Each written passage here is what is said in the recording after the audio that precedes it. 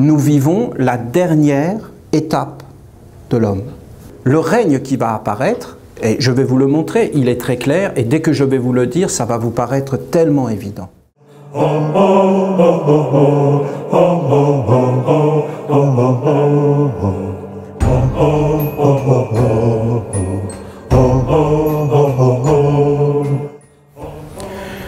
Je vais vous donner le point de vue de ma tradition, c'est-à-dire des Esséniens. Parce que dans le monde, il y a beaucoup de points de vue. Il y a des façons de voir le monde, on ne voit pas tous le monde de la même façon. Alors moi, je respecte tous les points de vue, mais j'aime bien le point de vue de ma tradition, c'est-à-dire le point de vue des Esséniens. 2012, c'est une date qui a été fixée par la civilisation des Mayas. Cette civilisation était incroyable, une grande civilisation, qui a été entièrement détruite par l'avidité, le fanatisme, tout ce qu'on connaît des hommes, la routine, on va dire. Parce que quand Cortés, je pense que c'était lui, est arrivé dans ces endroits qu'ils ont colonisés, mais il disait que c'était une beauté, une splendeur, que les gens étaient d'une grande gentillesse. Mais en fin de compte, ils ont tout détruit. Comme ils ont détruit la bibliothèque d'Alexandrie, comme tout le monde antique a été détruit systématiquement, des grands témoignages, des choses belles. Le génie humain n'est pas contemporain. Il y a eu des choses magnifiques dans tous les peuples, dans toutes les cultures. Et cette civilisation était une très haute civilisation. C'est que récemment qu'on s'est intéressé à ces cultures différentes. Et les scientifiques ont été grandement étonnés de voir à quel point ces êtres qu'on dit préhistoriques, donc ils sont avant l'histoire, que ces êtres avaient un vrai savoir astronomique, de calculer les saisons, le temps, les planètes. Ils avaient découvert des planètes qui n'ont été découvertes que récemment. Ils savaient calculer des choses, ils avaient donc une connaissance des mathématiques, de l'astronomie fabuleuse. Et ils avaient une conscience du temps et des calendriers. Ils avaient plusieurs calendriers. Ce n'est pas les seuls, les Mayas. Je vous dis, les Égyptiens, c'est encore étonnant, l'Égypte des pharaons. Même aujourd'hui, on ne comprend pas. Et il y avait la même conscience et la même volonté chez les pharaons de vouloir construire leur ville avec les astres, avec les étoiles. On a fait des découvertes aujourd'hui au niveau des pyramides, de leur alignement, tout à fait surprenantes. Et que toute la vallée du Nil, le Nil c'était la Voie lactée, et que tous les temples qui étaient posés, toutes les villes étaient en correspondance avec des étoiles, avec une précision exceptionnelle. Alors c'était pareil chez les Mayas, les Olmèques et toutes ces civilisations anciennes. Or, les Mayas, qu'est-ce qu'ils ont dit dans leur calendrier, dans un de leurs calendriers? Ils ont dit que l'humanité s'arrêtait en 2012. Et ils ont fait un calendrier pour l'humanité. Mais vous voyez, il faut essayer de comprendre le contexte des Mayas. Les Mayas pensaient un peu comme les anciens Égyptiens. D'ailleurs, c'est un peu les mêmes choses, les pyramides, les fils du soleil et toute cette histoire. Quand dans la Genèse, il est dit « Dieu créa le monde en 7 jours », ce n'est pas 7 jours. Jour, ça veut dire un néon, un temps, un espace-temps. C'est une période de temps. On dit un jour, c'est une façon de parler. Mais si on croit que c'est un jour parce qu'on ne comprend pas l'esprit de ceux qui ont écrit ces textes, alors on dit ça ne veut rien dire, 7 jours pour créer le monde. Les Mayas, quand ils parlent de leur calendrier qui va d'une certaine période, un peu plus de 3000 ans avant Jésus-Christ, jusqu'à maintenant 2012, ils parlent d'une période de l'humanité. Je vais essayer d'être plus clair. Vous voyez, pour les Mayas, il y a eu une période des pierres. Et pendant toute une période, eh bien, c'était le règne des pierres. Et la Terre s'est construite avec les pierres. C'est passionnant à étudier ces choses. Vous savez, la photosynthèse, comment il y a eu des petits animaux qui ont créé des carapaces un peu comme des escargots, après les sédiments se sont agglutinés, et tout cela a formé les pierres. Et il y a eu le règne des pierres. Il y a un commencement, une fin. C'est la base. Pour toute chose dans nos vies, il y a un commencement, une fin. Il y a toujours un temps, et on a un laps de temps. Tu commences une chose, tu as un certain délai pour le finir, le terminer. Tout a une fin dans notre monde à nous. Seul quand on parle du monde des dieux, on parle des immortels, des choses qui n'ont pas de fin, qui sont au-delà du temps et de l'espace. Mais nous, nous sommes dans le temps et l'espace, donc tout ce que nous entreprenons, il y a un commencement et une fin. Vous voyez, j'ai commencé à parler, bien, il y a une fin. À un moment donné, je vais m'arrêter, vous allez voir, je vais m'arrêter, c'est très dur, mais je vais y arriver, il y a tout un chemin, vous allez voir, ah, j'ai quand même la maîtrise. Bon, alors vous voyez bien, il y a toujours une fin. On pourrait dire, c'est la conférence, le début, le milieu, la fin. Le début des pierres, le milieu des pierres, la fin des pierres. Le début des plantes, ça a été le lichen, les petites mousses. C'est ça le début des plantes. Jusqu'à arriver aux grands arbres, à la magnificence des fleurs, à la beauté, à la saveur des légumes. Il y a eu tout un temps pour les plantes. Et les plantes se sont développées. Et ça a été la fin des plantes. Et en réalité, c'était terminé. Il n'y a plus vraiment eu quelque chose qui est apparu dans le monde des plantes. Après, vous avez eu le monde des animaux. Et les animaux se sont développés sur la terre. Il y a eu le commencement des animaux, et après, il y a eu la fin des animaux. Il y a comme des animaux plantes. Vous savez, la menthe religieuse ou ces animaux qui sont très étonnants à regarder parce que c'est comme une feuille ou comme... Ils sont comme à la fois des animaux avec des yeux, mais pourtant on dirait des plantes. Et il y avait toujours une transition entre ces règnes. Et alors il y a eu le commencement des plantes et la fin des plantes. Et puis un jour, il y a eu le commencement des hommes. Et bien sûr, il y aura la fin des hommes. Et les Mayas, ils ont dit, voilà, pour qu'il y ait une humanité sur la terre, eh bien, il faut un temps, un commencement et une fin. Et les hommes doivent apparaître. Le commencement des hommes, c'est tel délai, et la fin des hommes, le règne des hommes, eh bien, c'est 2012.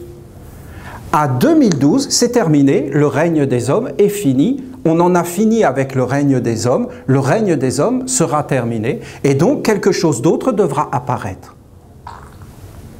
C'est ça qu'ils ont voulu dire. On ne parle pas de la destruction du monde, on ne parle pas de la fin des hommes, on parle que le règne des hommes doit être terminé. Est-ce que ce sera une réussite? Est-ce que ce sera un échec? C'est un vaste problème. C'est vraiment quelque chose qui nous emmènerait très loin de regarder cet aspect de la question. Parce que vous savez, dès que vous commencez une chose, vous ne savez pas comment elle va finir. Ça peut très bien commencer et mal finir, ça peut très mal commencer et très bien finir, ça peut bien commencer et bien finir, ça peut mal commencer et mal finir. Je pense qu'on a fait le tour de la question. Le règne des pierres, c'est pas mal. Le règne des plantes, écoutez, c'est pas mal. Le règne des animaux, c'est pas mal. Le règne des hommes, écoutez, c'est pas fini. Ben, il nous reste très peu de temps, mais c'est pas mal non plus quand même. C'est pas mal réussi quand on regarde bien tout ça. C'est pas la fin du monde. Donc c'est pas mal. C'est pas un monde sombre, ténébreux, enfermé. Il y a encore plein de possibilités. Il y a beaucoup de belles âmes, il y a beaucoup de ferveur, il y a beaucoup d'amour en potentiel, il y a beaucoup de choses positives dans le monde. Les hommes sont quand même foncièrement des êtres positifs, qui veulent aller vers des choses belles, des choses grandes. Maintenant, ce n'est pas toujours facile. Qui a dit que c'était facile de vivre sur la Terre? C'est vraiment un mensonge. Hein? Si on nous dit ça, c'est un mensonge. Écoutez, la vie est remplie de problèmes, de difficultés. C'est comme des énigmes à résoudre. Nous sommes avec des tas d'énigmes à résoudre. Et il faudrait qu'on s'entraide un peu plus, qu'on soit un peu plus solidaire, qu'on sache exactement le sens de la vie, le sens, la création de tout cela, le pourquoi de tout cela. Alors, écoutez, qu'est-ce que je veux vous dire? Je veux vous dire que 2012, c'est la fin de l'homme. Nous vivons la dernière étape de l'homme. C'est quoi la suite de l'homme? Eh bien, il y en a deux.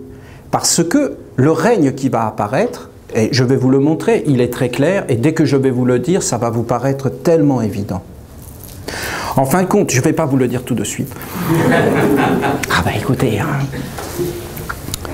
c'est évident, je veux vous amener tout doucement vers cette évidence en réalité, qu'il y a réellement comme un combat dans le monde, un combat, quelque chose. Tu peux bien faire une chose, tu peux mal la faire. Ça peut très mal tourner, les choses. Dans la vie, ça peut très mal tourner. C'est une question de rencontre, d'alliance, d'association. Et tu te fais emmener dans des mondes. Il y a réellement des mondes. Nous ne sommes pas forcément tous dans le même monde. Un jour, moi, je me promenais sur Sainte-Catherine, à Montréal. Il y a des mondes et des mondes là-dedans.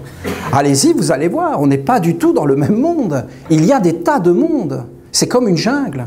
Il y a là des drôles d'oiseaux, des éléphants, tout un tas de mondes. On n'est pas tous dans le même monde. On n'est pas tous avec la même conscience, avec la même perception des mondes. Alors, il y a des êtres qui répondent à certaines sollicitations et d'autres qui ne répondent pas parce que nous n'avons pas les mêmes orientations. Or, pour nous les Esséniens, tout est vivant.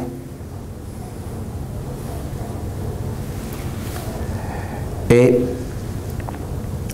un geste est vivant, une chaise est vivante, un animal est vivant, dans plusieurs mondes. Si ça vous intéresse, je vais développer. Quel est le monde qui va arriver en 2012? L'heure du choix. C'est très simple. Le règne qui doit arriver maintenant, en 2012, c'est un règne technologique. Ce qui va devenir supérieur à l'homme, en 2012, c'est la machine. C'est la technologie. L'homme, c'est fini. Le règne supérieur de l'homme, c'est la machine. Et l'avenir qu'on va nous proposer en 2012, c'est un avenir technologique. Et d'ailleurs, soyons honnêtes, on parle d'évolution. Mais est-ce qu'on parle d'ennoblissement de l'homme? Est-ce qu'on parle d'un homme qui irait vers un monde ennobli? Ou est-ce qu'on parle d'une vision technologique du monde? De quoi on nous parle comme avenir? Regardez la projection mentale de l'avenir qu'on nous propose. Je vous garantis qu'il est technologique.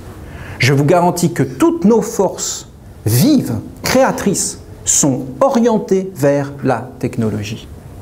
Vers la technologie. D'ailleurs, nous-mêmes, nous sommes moches, nous sommes insignifiants, nous sommes faibles, alors que notre voiture est belle.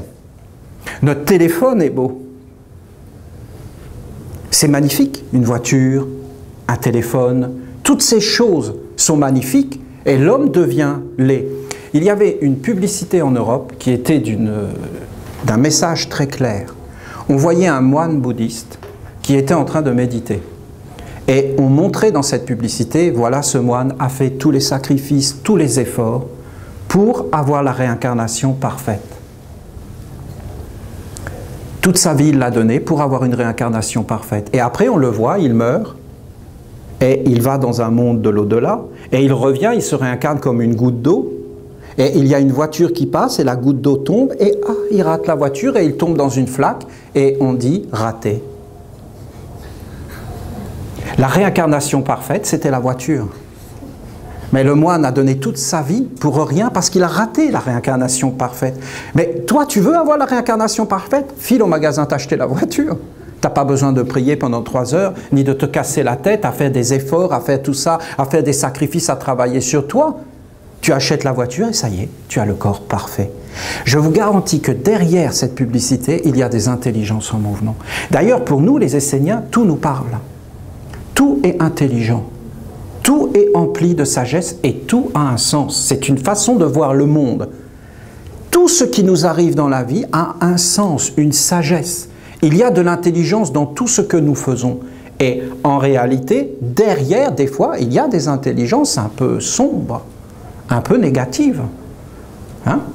Écoutez, c'est comme ça. C'est pas dramatique, mais c'est comme ça. Et il y a des intelligences positives. Et il faut quand même apprendre à discerner et avoir ce discernement. Aujourd'hui, on ne nous parle que de ça, que d'une évolution technologique. Et je vous dis que demain, l'homme sera entièrement asservi aux machines. Et les machines vont devenir des êtres intelligents, et les machines vont devenir des êtres qui vont devenir pas pensants à notre place, mais quand même si. Et si vous regardez bien, on y est déjà dedans. C'est déjà Internet, c'est déjà des intelligences électroniques. On parle de plus en plus d'enlever les professeurs dans les écoles et de mettre des ordinateurs, vous comprenez?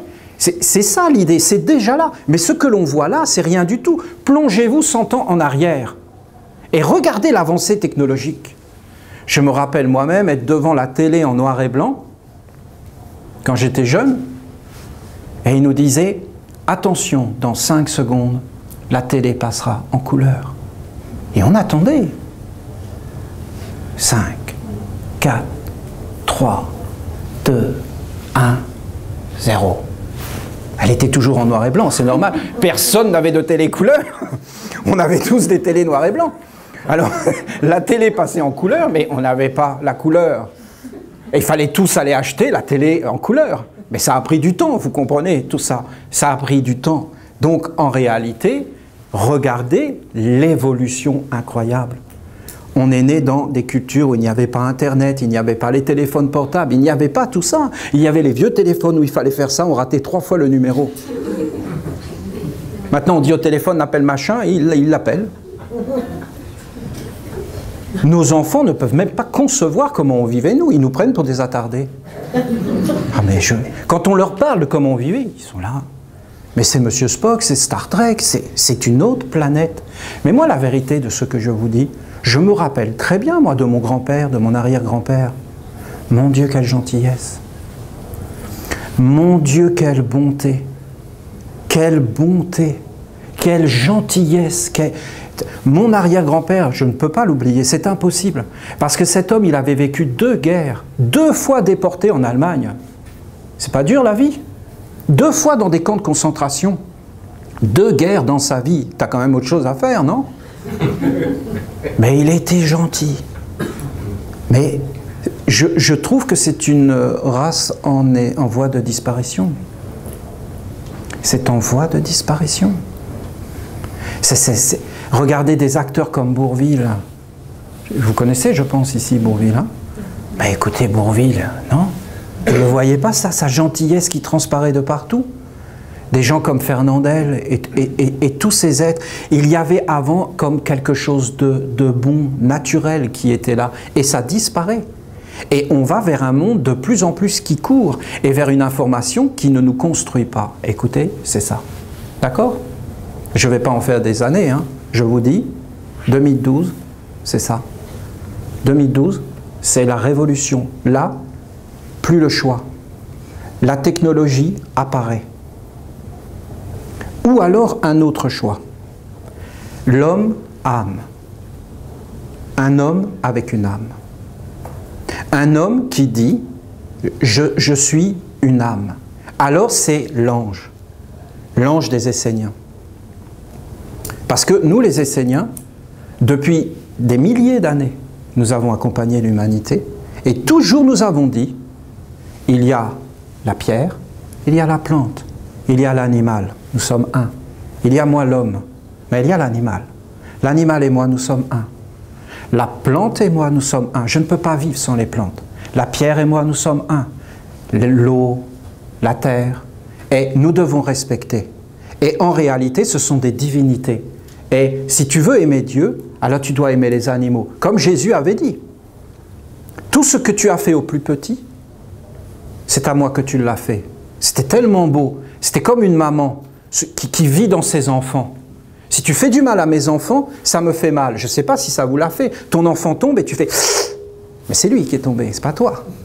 Eh oui, mais tu sens à travers lui sa douleur. Parce que c'est ça d'être plus grand que soi, d'avoir une conscience plus grande. D'avoir une conscience plus grande, c'est d'inclure l'autre dans nos vies. L'autre, en fin de compte, c'est le bonheur. L'autre, c'est le paradis. L'autre, c'est ce qui nous éveille, c'est ce qui nous apporte tout ce qui est bon. Mais il faut l'inclure, sinon on devient rabougri, on devient comme une machine. C'est quoi la différence entre une machine et un homme? C'est l'âme, c'est l'intelligence, c'est la bonté, c'est la sensibilité. Si on enlève tout cela, on commence à devenir froid, calculateur. Je ne dis pas que c'est négatif. Je dis que ce n'est pas suffisant. Dire aujourd'hui qu'on va vivre sans technologie, c'est une utopie absolue.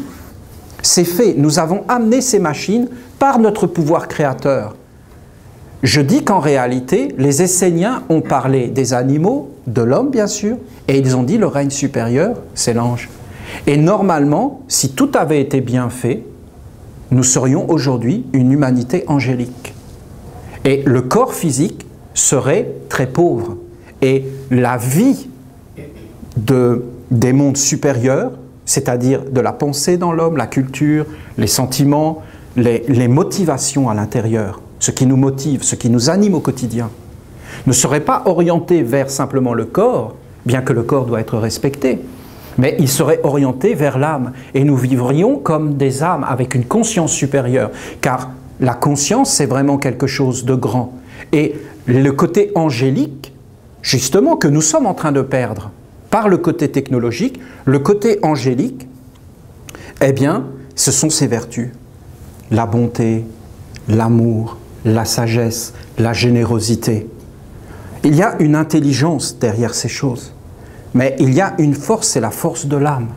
Un être qui vit avec son âme, il vit une vie plus grande que la vie terrestre. Il pense pas simplement à la vie sur la terre avec son corps, mais il pense aussi à la vie dans un autre monde. Il dit que la vie sur terre n'est qu'un passage. Alors qu'il y a là une intelligence technologique qui nous dit la vie sur terre n'est que là. Il y a vraiment une vision dans le monde. Vous avez à peu près une idée de 2012. Mais c'est quoi cette idée, Olivier? Cette idée, c'est que c'est la dernière période. Soit tu vas vivre avec ton âme, avec un ange, quand tu vas te réincarner, puisque nous les Esséniens, nous enseignons ces choses de la réincarnation, qui expliquent beaucoup de choses dans la vie, qui apportent une intelligence. Quand tu vas te réincarner, soit tu vas te réincarner avec ton âme, soit tu te réincarnes comme un sans-âme. Et tu n'as plus de possibilité d'aller vers ton âme. Tu ne sais même plus que tu as une âme, tu ne sais même plus qui tu es. Tu viens sur la terre, tu n'as plus de mémoire, tu n'as plus rien qui te parle, tu n'as plus de sens même de dire que l'animal est vivant, tu deviens cruel. Tu n'as même plus de sens que la plante est vivante. C'est presque comme ça aujourd'hui. Je suis sûr qu'il y a une centaine d'années, dans ce pays ici, au Québec, pays de l'eau, par excellence, on t'aurait dit que l'eau était payante, personne n'aurait cru à une chose pareille, on t'aurait rigolé au nez. L'eau payante au Québec? Mais qu'est-ce que c'est que cette histoire? Mais ce n'est pas cette question. C'est cette question que tout doucement, on a perdu le sens de l'eau. Que l'eau, justement, il y avait un être derrière, que nous, les Esséniens, nous appelons Gabriel. Que cet être était avec les familles, que cet être était dans toutes les relations. Les hommes ont perdu. Si nous avions gardé la conscience que l'eau était vivante, jamais l'eau n'aurait été polluée. Si nous avions gardé la conscience que l'air était vivant, et que l'air était empli de divinité, de pensée, de nos sentiments, que nous étions dans des échanges, eh bien jamais nous n'aurions pollué l'air. Et si nous avions gardé la conscience que la terre était précieuse, jamais nous aurions pollué la terre. Parce qu'il y a réellement une conscience aujourd'hui qui nous dit qu'il se passe quelque chose dans le monde. Vous savez, ce n'est pas que les spiritualistes. Les scientifiques, ils tirent tous la sonnette d'alarme et ils disent qu'on est en train de détruire tout et qu'il va se passer quelque chose. Ils le disent tous. Mais regardez qu'est-ce qu'ils font. Il y a des tremblements de terre, il y a des ouragans. Qu'est-ce qu'ils font? Ils cherchent plus de technologie pour lutter. L'eau est polluée, dépolluons l'eau avec des machines. Les hommes sont en train de tomber de plus en plus malades parce que leur âme est en train de partir. Arrangeons-nous pour trouver des substituts et des choses afin que l'homme puisse vivre sans son âme. Aujourd'hui, nous naissons avec des machines. Et nous mourrons avec des machines. Nous naissons avec des machines, de plus en plus. Et nous mourrons avec des machines. Bientôt, le spermatozoïde sera tellement faible qu'on sera fécondé par des machines. Parce que les spermatozoïdes, ils n'y arriveront plus. À peine sortis, ils seront là, tous sur des fauteuils roulants. Oh. Mais il est où l'ovule? Oh, ben il est là-bas. Oh là là, oh, c'est loin. Oh non, allez, allez les gars, bon on y va, allez, un peu de courage quand même, il faut quand même y aller, on est là pour ça. Ils sont tous avec leurs fauteuils roulants, hein, complètement amorphes. Et alors ils en prendront un. Mais comment ils feront pour savoir c'est lequel? Parce qu'il y en a quand même des milliards là-dedans, hein, parce que ça, il y en a. Vous savez que dans notre philosophie, on dit que chaque homme porte tous les hommes. C'est beau comme idée. Chaque homme porte tous les hommes. Mais c'est vrai même physiologiquement. Alors ils en choisiront un au hasard. Mais ce ne sera pas au hasard, bien sûr, ils l'auront étudié, le spermatozoïde, les gènes et tout ça. Ils choisiront Brad Pitt et Madonna. Et tous les autres, pas conformes. Mais qui décidera que c'est pas conforme? Qui décide qu'est-ce qui est bien? Qui décide qui a le droit de vivre? Quelle intelligence va faire ça?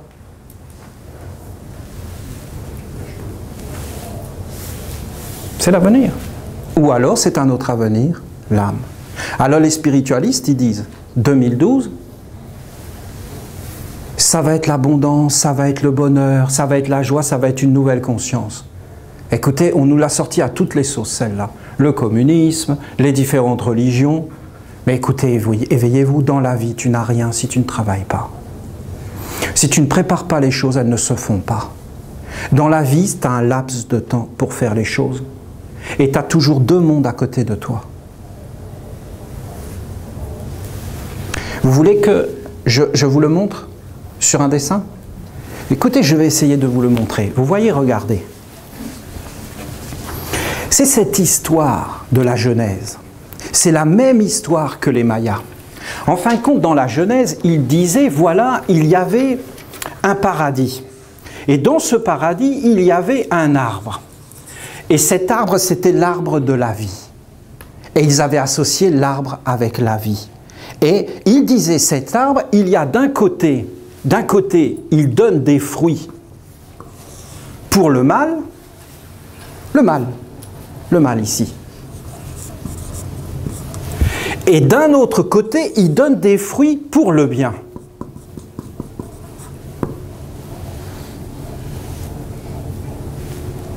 Et au-dessus, il y a la vie éternelle, immortelle, un monde divin d'où tout découle.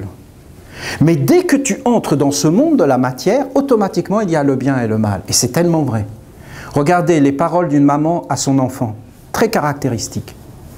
Ne te salis pas, ne te fais pas mal. Tout est dit. Tout est dit sur le monde. Dans le monde, ne te salis pas parce que ça tâche.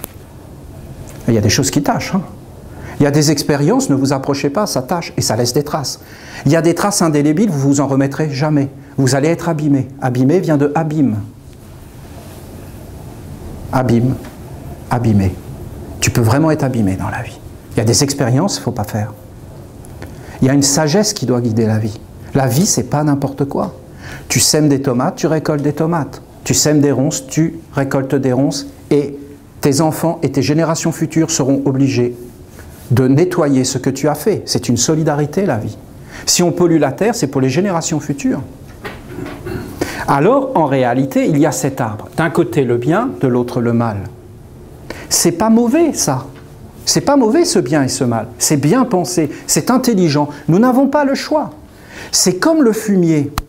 Le fumier, c'est la décomposition sous nos pieds, mais c'est ça qui fait pousser les tomates. Plus tu as de fumier, plus tu as de tomates. Et plus elles sont bonnes. Maintenant, le fumier, il doit rester où il est, et pas dans l'assiette. Si tu jettes les tomates et que tu mets le fumier dans l'assiette, tu te fâches avec tout le monde. Il faut une intelligence dans la vie. Si c'est la bêtise qui gouverne, tout est perdu. Cet arbre, il représentait, en vérité, le chemin que l'homme devait passer et parcourir. Vous vous rappelez la Bible? Il y avait un jardin, il y avait Adam et Ève et toutes ces histoires. Mais c'est des histoires d'une conscience du passé qui ont été racontées sous forme de légendes. Et les hommes ne les ont pas forcément compris. Et voilà, dans le jardin, il y avait un paradis, mais il y avait comme un serpent, c'est-à-dire une intelligence du mal. Mais il y avait aussi une intelligence du bien, un serpent du bien. Hein, c'est deux serpents qui s'entrelacent. Il y avait deux voies, deux tentations, deux forces, deux chemins.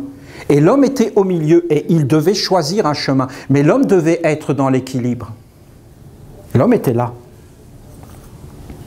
Il était là, près de l'arbre, comme le Bouddha qui médite sous un arbre. C'était le parcours que l'homme devait faire et en 2012, c'était ici. En 2012, l'homme devait être un homme. On s'en est pas mal sorti. Parce qu'on aurait pu être déjà complètement possédé. Alors, ce n'est pas du tout le cas. Parce que si vous regardez l'histoire de l'humanité, vous verrez deux mondes qui s'affrontent en permanence pour gouverner les hommes. Et pour les prendre. Il y a deux projets et deux plans. il y a un plan où l'homme est asservi et devient un serviteur d'une intelligence qu'il ne connaît pas. Vous voyez, ça c'est l'homme, ici c'est le côté du mal. Eh bien ça c'est l'homme pour le mal. C'est ça l'homme pour le mal. Et ça c'est l'homme pour le bien. L'homme pour le bien, en apparence c'est le même, mais ce n'est pas du tout le même. Parce que l'homme pour le bien, il a un corps physique qui est formé des minéraux, des végétaux, des animaux et bien sûr de l'homme. En quoi tu vois le minéral en toi? Bien, tu le vois dans ton corps physique, dans tes os, dans tes actes, quand tu agis. En quoi tu vois le végétal en toi? Eh bien, tu le vois quand tu veux quelque chose, quand tu aspires à quelque chose, quand tu désires quelque chose, tu es une fleur. À chaque fois que tu désires quelque chose, tu es une fleur. La volonté. Vouloir, c'est être une fleur. Comment tu portes l'animal à l'intérieur de toi? À chaque fois que tu as des sentiments, des sensations, des sens, c'est l'animal en toi. Regardez les animaux et nous. Qu'est-ce qu'on partage en commun? Les sens, les sentiments. Un chien est capable d'amour, capable de pardonner, de fidélité. Les animaux ont toujours été nos reflets dans les sentiments. Et même parfois beaucoup plus que nous. Hein. Beaucoup plus que nous, beaucoup plus fort que nous. Je ne sais pas si vous vous en êtes aperçu. Moi, j'ai eu des animaux de compagnie et j'ai beaucoup regardé les animaux. J'étais toujours impressionné comment ils maîtrisaient leurs sentiments par rapport à nous. Les sentiments, c'est les animaux. Après, vous avez la pensée. C'est l'homme. Pour le monde sombre, technologique, l'homme était déjà une machine. Ses pensées, c'est de la biologie dans le cerveau. Ses sentiments, c'est des hormones, des atomes crochus qui sont autour de vous. C'est de la chimie. Derrière, il n'y a rien. Pour le monde de la lumière, les pensées sont vivantes. Et au-dessus, il y a des mondes, comme la conscience, ici. Or, la conscience, c'est un monde réel. Au-dessus de la conscience, vous avez un monde qu'on appelle la destinée. Et au-dessus de ce monde de la destinée, qui va être déterminé de la façon dont vous utilisez votre corps, votre pensée, vos sentiments, votre volonté, vos actes et votre conscience. Si j'éveille ma conscience, je change de destinée. Par exemple, ma sœur est médecin. Elle a fait des études de médecine. Dans les études de médecine, à un moment donné, vous disséquez des cadavres. Et pour vous entraîner. Et elle était en train de disséquer avec les étudiants. Et à un moment donné, donc, le médecin qui disséquait ouvre les poumons et dit « Oh, c'était tout noir, tout. Ça, c'est un fumeur. Alors regardez, il est mort de ça, mais s'il n'était pas mort de ça, de toute façon, il serait mort de la cigarette. » Bon, et il le voyait, il a sorti les poumons. Hein. Qu'est-ce qui s'est passé? Quand ils sont sortis, bien, il y avait plein d'étudiants qui jetaient les paquets de cigarettes dans la poubelle. Vous comprenez l'idée, vous comprenez, ils l'avaient vu, ils avaient ouvert, ils avaient vu. Mais il y en avait qui les ramassaient.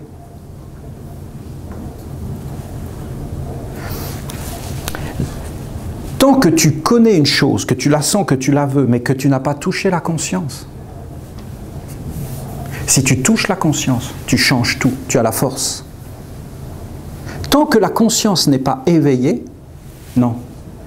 Tu ne pourras jamais changer ta destinée. Qu'est-ce que c'est ta destinée? Est-ce qu'elle est écrite? Oui, c'est ce que dit ce monde-là. Mais ce monde-là dit qu'elle n'est pas écrite. Tu peux prendre en main ta destinée. Par exemple, tu changes juste une pensée, un regard. Vous voyez par exemple comment ça vient dans la vie? Eh bien, tu commences à regarder une personne que tu aimes d'une autre façon et au bout d'un moment, tu ne l'aimes plus. Les pensées sont vivantes et agissantes. Qui détermine tes pensées, détermine ta vie, détermine ta conscience, détermine ta destinée. Au-dessus de la destinée, vous avez l'âme. Au-dessus de l'âme, vous avez le germe du futur corps, de votre futur corps. Ça, c'est l'esprit, le germe indestructible, c'est votre immortalité, c'est le trésor des trésors. Très peu d'hommes atteignent ce germe et peuvent se reconstruire entièrement. Alors c'est une science, c'est une façon de voir le monde. C'est deux intelligences qui s'affrontent depuis des milliers d'années. Et leur but, c'est simple, c'est l'homme. Ces intelligences, aujourd'hui, on en est là. Ni celle-là n'a gagné, la technologique, ni celle-là n'a gagné. Qu'est-ce qui va se passer en 2012 pour les Esséniens?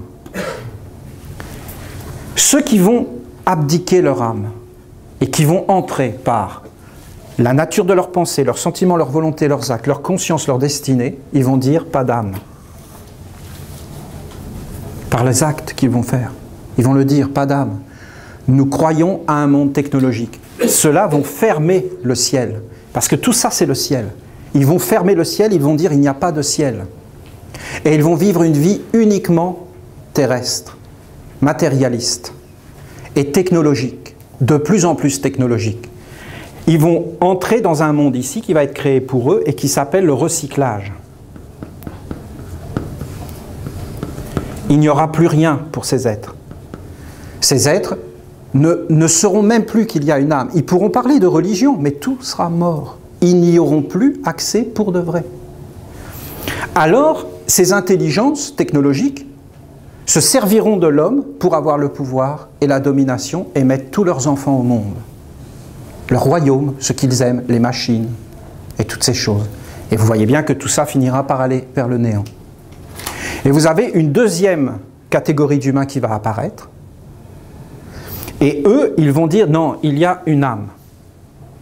Et par les actes de leur vie, ils vont vouloir aller vers un monde angélique et devenir des porteurs d'anges. Moi, je le dis comme un Essénien, d'accord? Pour nous, les Esséniens, c'est les anges. Parce que vous avez bien compris, écoutez, j'essaie de vous expliquer du mieux que je peux, d'accord? Les pierres, les plantes, les animaux, les hommes. Ça, c'est qu'on a appelé chez nous les maîtres. C'est-à-dire Jésus, ou Bouddha, ou Lao Tse. C'est une catégorie d'hommes supérieurs qui sont venus pour nous éveiller, éveiller notre conscience. Donc ça, c'est les maîtres. Donc dans la vie, il faut que tu saches qui dirige ta vie. Parce qu'il y a toujours un être qui dirige ta vie, tout le temps. Même si tu ne le vois pas. Il y en a un derrière tes pensées, derrière tes sentiments. Ici, c'est le règne des anges. Quand l'homme prend sa vie en main, c'est le règne des anges. C'est un homme ange. Qu'est-ce que vont faire ces hommes qui vont s'unir avec les anges? Ils vont planter ici une graine dans la terre, et cette graine va pousser. Ça va être le futur. Dans ce monde-là, ça va durer pendant des milliers d'années. Et dans des milliers d'années, ces hommes vont ne plus avoir de corps, et vont rentrer dans un royaume d'éternité où il n'y a plus de corps. Et ici, ces hommes vont tout perdre. Vous avez à peu près l'enjeu vu par les Esséniens, cet enjeu de 2012. Déjà, les hommes aujourd'hui considèrent que la mort, c'est rien. Et ils pensent qu'ils vont être entièrement pris en charge. Ça, c'est vraiment le monde technologique. Le monde technologique, c'est assieds-toi sur le canapé, on s'occupe de tout. Mais pendant qu'on s'occupe de tout, tu ne vois pas, mais on te vole ta vie.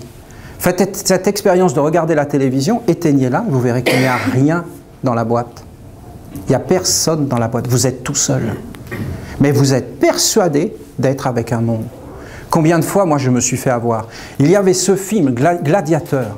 Oh, qu'est-ce que c'est bien fait. J'ai été le voir au cinéma. C'est irrésistible, hein? Tout le film est fait. Alors, vous avez le gentil et vous avez le méchant. Et à la fin, le gentil tient le méchant. Et il est là avec le couteau. Et moi, j'étais là, mais vas-y, finis-le! Finis-le! Vous comprenez? On est dedans. Mais c'est vivant, tout ça. Mais il n'y a personne. Mais on a quand même des pensées, des sentiments. Et on construit quand même notre vie. Et ça nous influence beaucoup plus qu'on croit, toutes ces histoires-là. Et si on est passif et qu'on n'a pas de discernement, qu'on ne sait pas qu'il y a des mondes derrière tout ce qu'on voit, Derrière tout ce qu'on voit, il y a des mondes. Rien n'est anodin. Même les distractions ne sont pas anodines. Vivre avec une âme, c'est vivre au-delà de la mort. C'est préparer sa mort en étant vivant. C'est capitaliser dans un autre monde. C'est préparer sa réincarnation et c'est vivre en tant qu'âme. Et ça se fera, personne ne peut le faire à ta place. Parce que personne ne peut être conscient à ta place. Et la conscience, qu'est-ce que c'est? Un capital. Et si tu ne l'as plus déjà aujourd'hui, parce qu'il y a des êtres, pour eux c'est déjà fini. Eh bien c'est terminé. Parce qu'à celui qui a, on donnera. Mais à celui qui n'a pas, même le peu qu'il a, on lui prendra. Vous vous rappelez de ces paroles? C'est votre tradition ici au Québec. Vous n'avez pas d'autres racines que ces paroles. Si vous n'avez plus ces racines, vers quoi vous allez aller? Qui va vous parler? Qui va élever vos enfants? J'étais encore cet après-midi dans le petit village de Cookshire. Mon Dieu, quelle belle église! Mais qu'est-ce qu'elle est belle! Mais vous avez des églises ici qui sont magnifiques. Hein? Petite église en pierre, vraiment, mais belle, belle, ça donne toute une âme. Mais vous voyez bien que tout ça, c'est mort maintenant.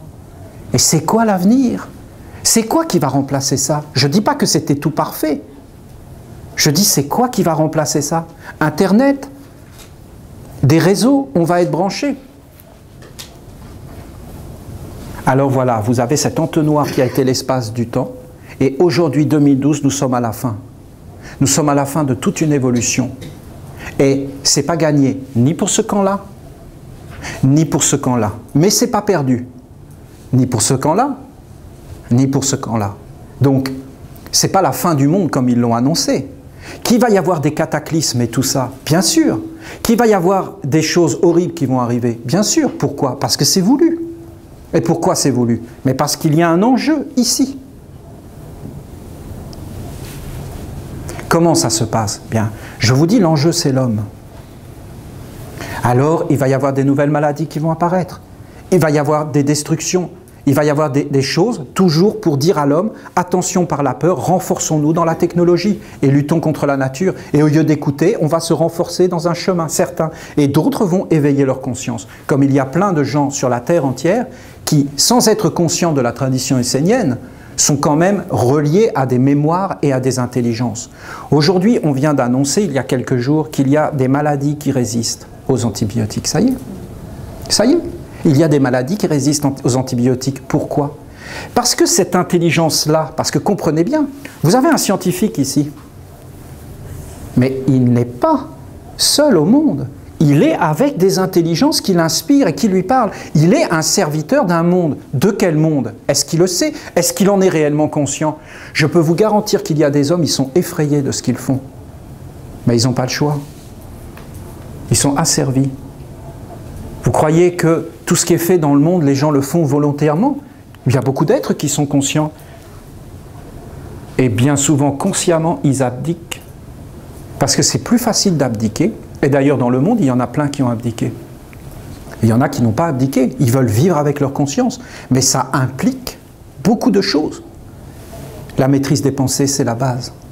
Alors ce scientifique, par exemple, on va lui proposer des choses sur les OGM. Organismes génétiquement modifiés, c'est-à-dire quoi? Il rentre dans les intelligences qui gouvernent le monde. Quand je vous ai parlé du spermatozoïde qui va voir l'ovule, je peux vous garantir qu'aucun homme sur la Terre à l'heure actuelle ne comprend cette histoire-là. Personne. Et les gens qui sont vraiment honnêtes, qu'est-ce qu'ils disent? Même les scientifiques. C'est un sentiment religieux. D'assister à la naissance d'une femme qui met au monde un enfant, c'est un sentiment religieux qui naît. Je ne dis pas religieux sectaire, fanatique, je dis de beauté, de grâce et de grandeur. Il y a des actes sur la terre, il n'y a que la prière qui peut les définir. D'ailleurs, la prière, c'est tellement beau qu'on dit « je vous en prie ».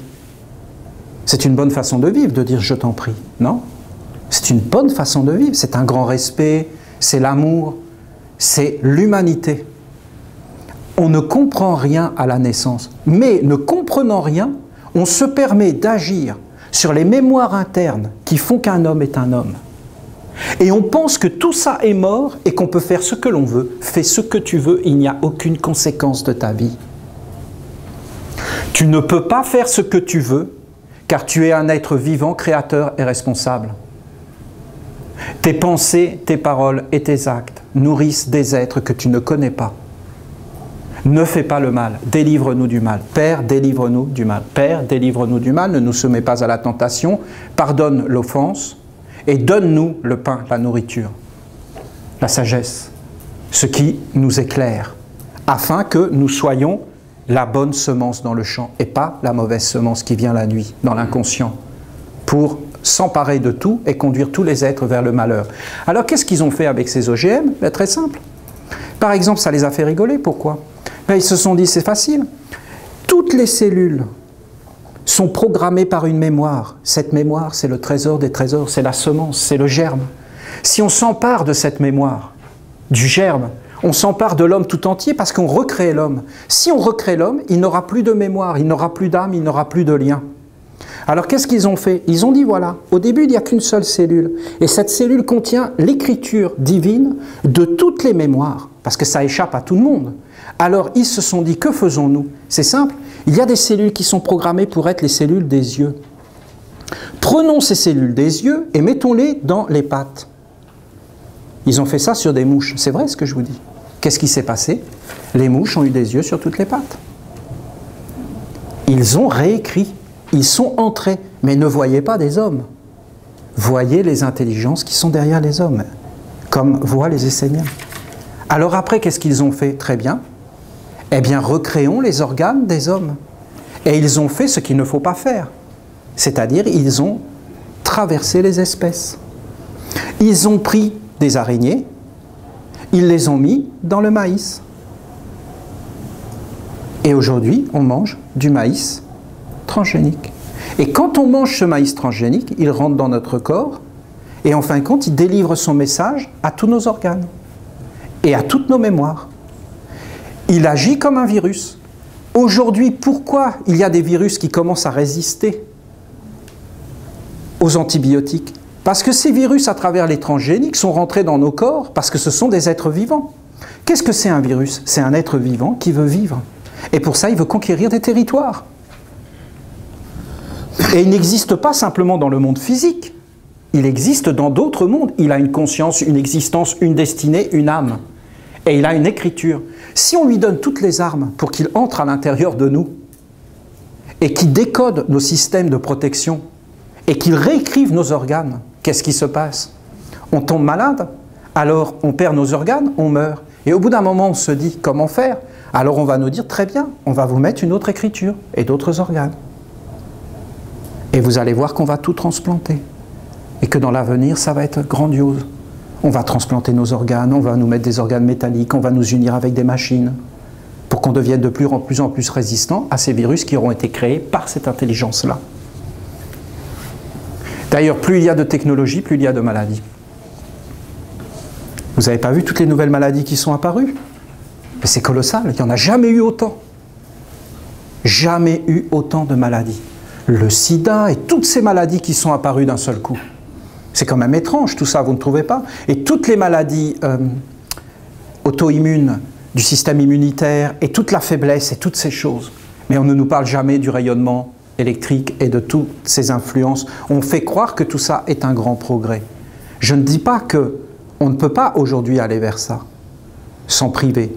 Je dis par exemple qu'ici au Québec, c'est une catastrophe. Vous n'êtes pas du tout éduqués, excusez-moi, par rapport à l'Europe où nous résistons aux OGM. Ici, vous êtes complètement envahis, il y en a partout, mais vous ne savez pas les conséquences que ça va engendrer. En fin de compte, dans la vie, il faut faire des choix, même physiques. Parce qu'on commence à voir les conséquences. Après, on dira, ah, mais d'où c'est venu? Et on dira, c'est venu de ces OGM. Mais n'en parlons plus, c'est trop tard. Et on nous montrera comment changer nos organes. Et on nous dira, on va inventer des médicaments et des remèdes. Et nous allons de plus en plus aller vers une technologie des sans-âme.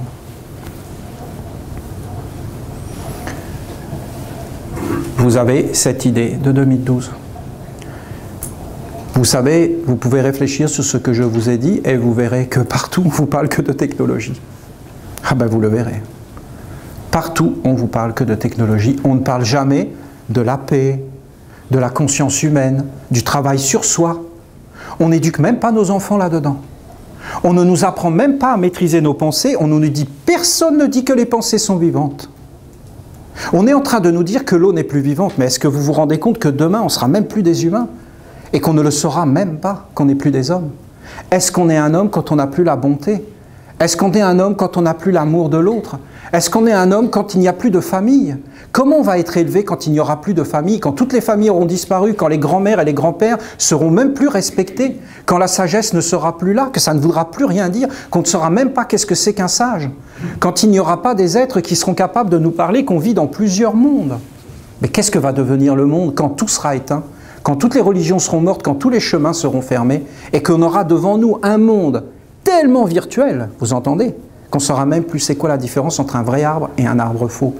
Vous savez qu'aujourd'hui, ils sont en train de pucer tous les animaux. Vous savez qu'aujourd'hui, tous les animaux sont surveillés par satellite. Vous savez qu'ils savent exactement le nombre de baleines qu'il y a dans le monde, qui leur donnent des noms et qui les suivent. Vous savez qu'à Paris et dans plusieurs grandes villes, les arbres ont des puces électroniques maintenant, à l'intérieur, pour dire leur âge et qui sont contrôlés par l'informatique. Vous ne trouvez pas ça incroyable comme monde? Est-ce que les hommes vont parler aux arbres comme on savait parler avant? Il n'y a qu'un être qui a une âme. Ça fait toute la différence. Un être qui n'a pas d'âme, ça fait peur. Les animaux ont une âme. Les plantes ont une âme. Si on a une âme, on voit que l'autre a une âme. Vous avez à peu près cette idée essénienne de 2012. Je pense que je vous l'ai assez bien présentée. Vous voyez que je ne vais pas, moi, pour ma part, dans cette idée de fin du monde, bien au contraire. Ce serait mieux. On va vers une idée, mais oui, écoutez, on va vers une idée d'un monde pas du tout réjouissant, si on va de ce côté-là, et on va dans un monde vraiment beau et grand, si on va de ce côté-là. Nous, les Esséniens, nous sommes engagés sur ce chemin à 100%. Avec d'autres, bien sûr. C'est pourquoi nous avons acheté une terre de je ne sais pas combien d'hectares ici, au Québec. Nous n'avons pas encore commencé à faire de l'agriculture, mais c'est une nécessité. Les hommes doivent recultiver maintenant la terre. Et ils doivent planter leurs légumes et savoir ce qu'il y a dans leurs assiettes, car je peux vous garantir que l'avenir n'est pas réjouissant là-dedans. Il faut retourner vers les valeurs. Et il faut apprendre à vivre avec un ange. C'est pourquoi les Esséniens ont créé la ronde des archanges. Dans la ronde des archanges, tu entres dans un cercle et tu portes un ange dans ta vie sous la forme d'une vertu. Je ne peux pas vous expliquer tout le détail, mais c'est comme cela. Tu prends un engagement de porter un ange dans ta vie. Et tu portes cet ange avec tes pensées, tes sentiments. C'est une discipline. Et tu appelles un ange et tu veux faire ta destinée avec les anges. Et tu commences à poser des actes pour devenir un homme-ange. On disait avant en Europe Homo Sanguinus, ça veut dire l'homme-ange. Il y avait à Lyon, la ville de Lyon en France, le quartier des Célestins. Les Célestins, c'était le céleste, celui qui vient des anges. Avant, les hommes avaient des liens avec les anges et ils parlaient avec les étoiles. Et ils avaient une vie plus grande que simplement la vie qui s'arrête à la mort. Alors, nous avons fait cette ronde des archanges et tous les 3 mois, nous célébrons des portes d'entrée de cette ronde des archanges qui sont les grands équinoxes et les solstices. Alors, il y a les 4 archanges qui sont Michael, l'archange du feu, car pour nous, bien sûr, les Esséniens, le feu est vivant. Le feu est un être vivant, il est une divinité du bien, mais aussi, il a été volé par le mal. C'était tellement clair quand j'avais vu ces images de l'Irak, il y a plusieurs années. Je ne sais pas si vous vous rappelez, on voyait sur toutes les télés des feux, des flammes qui traversaient les espaces. C'était le feu de la guerre, le feu de la colère, le feu de la haine, le feu de l'avidité. Quand tu es pris par cela, c'est terrible. Et c'est réellement des mondes autour de toi.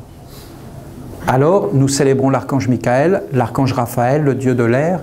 Nous célébrons l'archange Gabriel, le dieu de l'eau. Et nous célébrons l'archange Uriel, le dieu de la terre de lumière. Et c'est l'occasion pour s'engager à porter un ange dans sa vie. Alors, ce travail fait partie, bien sûr, de ceux qui veulent amener une autre vision du monde en 2012. Vous avez à peu près, je pense, ma vision. Je ne crois pas aux scientifiques modernes. Je ne dis pas qu'ils sont négatifs. Je dis que leur vision alarmiste n'est pas « la science ne sera pas la réponse et la technologie ne sera pas la réponse ». Je ne crois pas aux spiritualistes modernes qui disent qu'il va y avoir une nouvelle conscience. Vous savez, quand Mao Tse-tung avait sorti son petit livre rouge, il y avait tous les intellectuels et les philosophes qui étaient en extase devant Mao Tse-tung, alors que c'était un bourreau et un monstre, et qu'il a tué des millions de personnes. Donc il faut arrêter tous ces fantasmes de croire que le bien est là parce que simplement on dit le bien. Non, le bien c'est un discernement. Tu dois avoir un discernement. Ne te fais pas mal, ne te salis pas. Tu dois être éveillé. Rien d'autre ne peut remplacer ça. La maman est sage. Et pourquoi elle est sage? Mais parce qu'elle connaît la vie. Elle sait que dans le monde, tu peux te faire mal si tu ne fais pas attention. Tu ne peux pas remplacer la vigilance. Et tu ne peux pas remplacer l'expérience et le savoir-faire. Et ça nourrit ta conscience. Jusqu'à ce que ta conscience ne soit pas éveillée et que tu n'aies pas compris la leçon, tu te brûleras sans arrêt à la même flamme et tu te feras sans arrêt mal et tu referas sans arrêt les mêmes bêtises. Alors c'est pourquoi il y a une tradition, une mémoire et une éducation. Alors c'est ce chemin. Par contre, je crois aux Esséniens, bien sûr, c'est évident, et je crois à ce chemin de travail sur soi, de préparer l'avenir, d'être éveillé et un autre chemin pour l'humanité.